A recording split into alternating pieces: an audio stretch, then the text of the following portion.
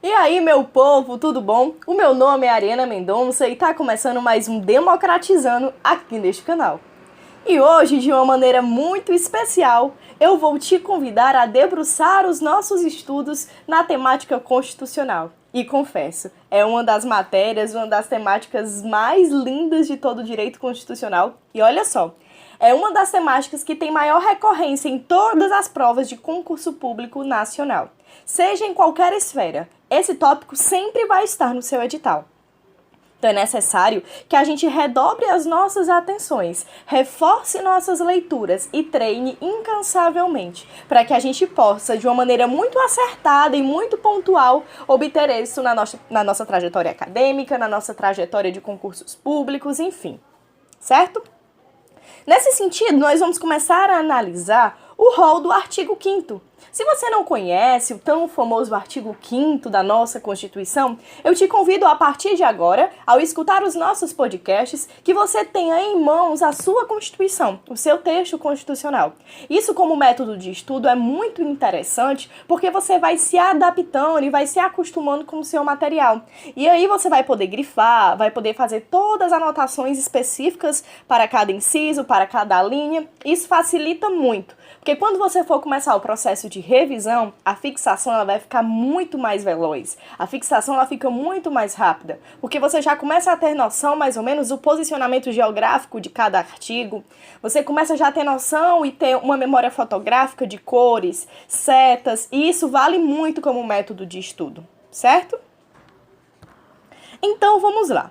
Nós vamos começar a analisar o título 2 da nossa Constituição, dos direitos e garantias fundamentais. E antes de nós adentrarmos no capítulo dos direitos e deveres individuais e coletivos, eu quero te propor para a gente fazer uma análise desse título, dos direitos e das garantias fundamentais.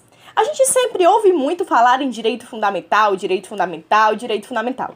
Mas, de fato, o que são os direitos fundamentais? Bom, eu entendo que os direitos fundamentais, eles servem como uma barreira, como uma estrutura de limitação do poder estatal.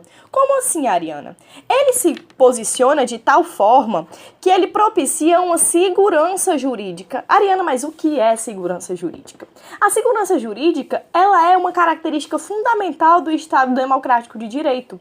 E aí eu trago para ti a reflexão da teoria dos três poderes, Checks and Balances. Isso quer dizer que os três poderes da República, eles são harmônicos, eles são integrados entre si, mas existe uma espécie de sopesamento desses poderes, em que um poder vai adentrar no outro, respeitando as limitações próprias.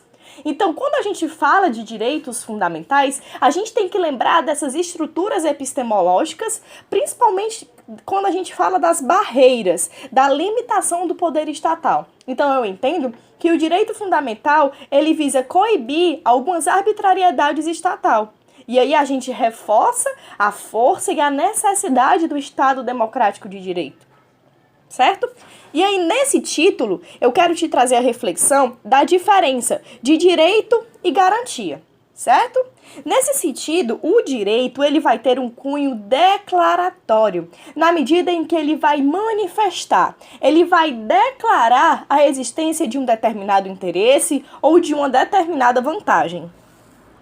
Por outro lado, a garantia, ela vai ser na medida assecuratória. Olha o próprio verbo. Vamos analisar as origens epistemológicas, as origens etimológicas de cada palavra. Garantia. Cunho assecuratório, vem de assegurar.